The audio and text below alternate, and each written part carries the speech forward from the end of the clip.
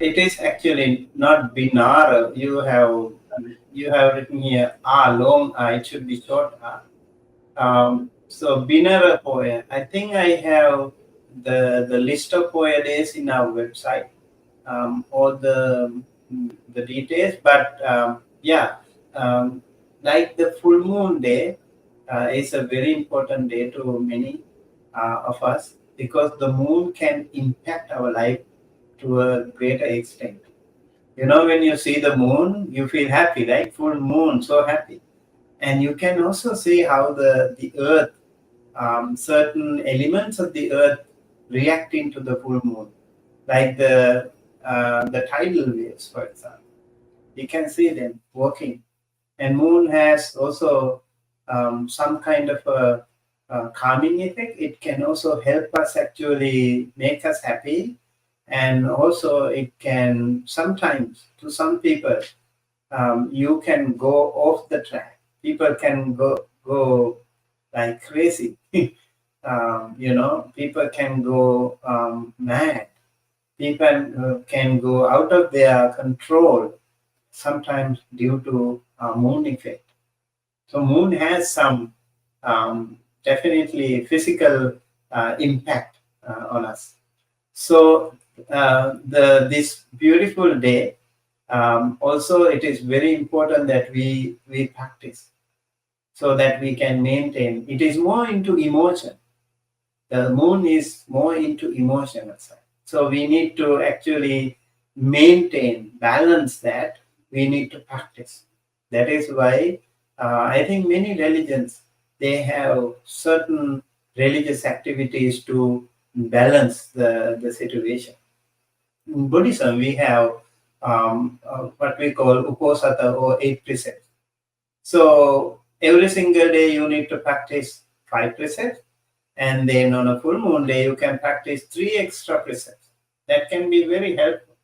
When you practice three extra precepts, first the sixth precept, for example, how to abstain from um, food, right? Food, you avoid food at the untimely manner, like you don't eat dinner, for example. You skip dinner. All kinds of solid food you have to skip in the evening. Afternoon, you don't eat anything. So you feel much more relaxing, much more comfortable. For your body, I think it is also kind of a detoxing. You need a break. Your body also physically needs some break because you continue to digest food otherwise. Your internal bodily system has to work a lot when you eat a lot. So when you eat less, that internal body system probably can be very happy. Oh, I get a break, you know. So when you give it a break, it helps you first of all to abandon something. You know, the food craving is one of the most difficult, challenging things for us to get rid of.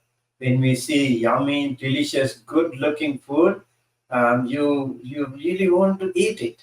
Your desires are all over. You are overwhelmed with desire. Food craving is a really powerful thing. So you need to control that. So you have something right in front of you.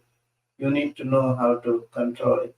Um, Actually, it happened to me this afternoon when we were having lunch with Anna, with one of my fellow monks. I was talking, like, how do we control? Like, a lot of people offer us so many different kinds of delicious food, and then it is up to us to control ourselves, right? A lot of people bring so many different kinds of food, and we have to control. So we had some, there was some dessert like a Sri Lankan dessert. So we don't have it quite often. And then I was talking to my fellow monk, okay, why don't we have this dessert along with some tea? And then the monk said to me, oh, you are using it as an excuse to eat this. I said, oh, that makes sense. So maybe I will not eat the desert, I will only drink tea. So sometimes we need to control our senses. I mean to say, it is very important. Sometimes you can see a lot of food right in front of you, very favorable food and good looking or yummy or whatever, nutritious or delicious. And okay, I don't eat it today. I see it, I don't eat it. So you control your senses, which is not so easy. Some might say, okay, this is crazy, why don't you eat? But it is the matter of our discipline, how we can control ourselves, how we can discipline ourselves. That is important. So once you decide, okay, I'm not going to eat, you're not going to eat. Okay, if you are not going to eat dinner, you're not going to eat, and your mind will also not ask it anymore because you already have decided. If you sincerely, honestly decide that you don't want to eat it, your body will not actually ask it. That is the truth. So yeah, you make it a habit, it's beautiful. So Vikala Bhojana. And also the seventh precept is about beautification of the body, right? So all kinds of ornaments, all kinds of makeup and other perfumes and all these things, maybe once a month you can be so natural. Let the natural wind kiss your body, touch your body and feel that nature with your body. So all the time, if you are full of makeup, and then you actually are not exposed to the nature. I remember sometime in the university, some people always have makeup. One day I asked, why do you have makeup all the time?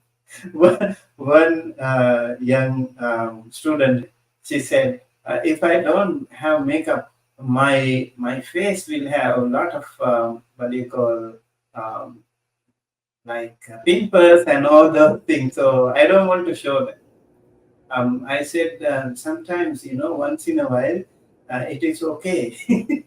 Yeah, you have to be who you are. That is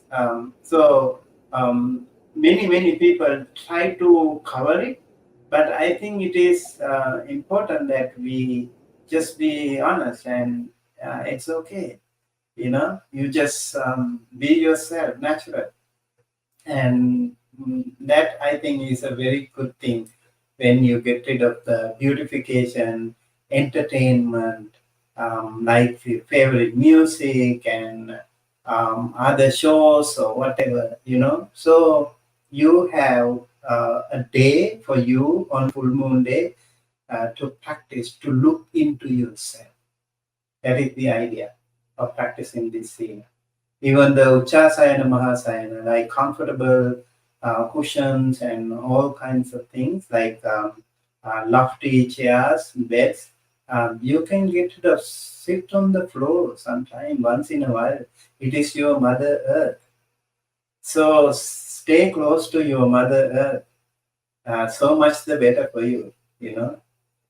You see how we are elevated, how we have distanced ourselves from the Mother.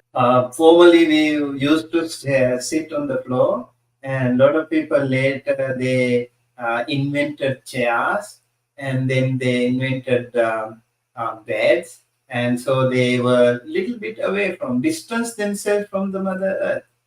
And then earlier, people used to have the toilet system. You see what we call water seal, where you have actually a difficult posture, but it is really very helpful posture, like squatting. And later people invented the commode, and it is like a very fancy chair. So you comfortably sit there, and you don't know how in the long run you have weakened your lower part of the body, and you don't have exercise to it. So actually we need to sit on the floor sometimes. We have to also sleep on the floor sometimes. Maybe just use a mat, simple mat, and sit on the floor. that will be a different experience. Yeah, I know it looks funny, but and can be weird, but in Buddhist society, people, especially in the traditional Buddhist society, they are much used to it. Even in India, I remember a lot of people they like to sit on the floor, and a lot of Southeast Asian country, like many people, they like to sit on the floor too. So it's really nice. It's really helpful. Especially when you want to meditate, you see how difficult it is for you to sit on the floor because you don't have the habit. So once in a while, you need to sit on the floor in your room.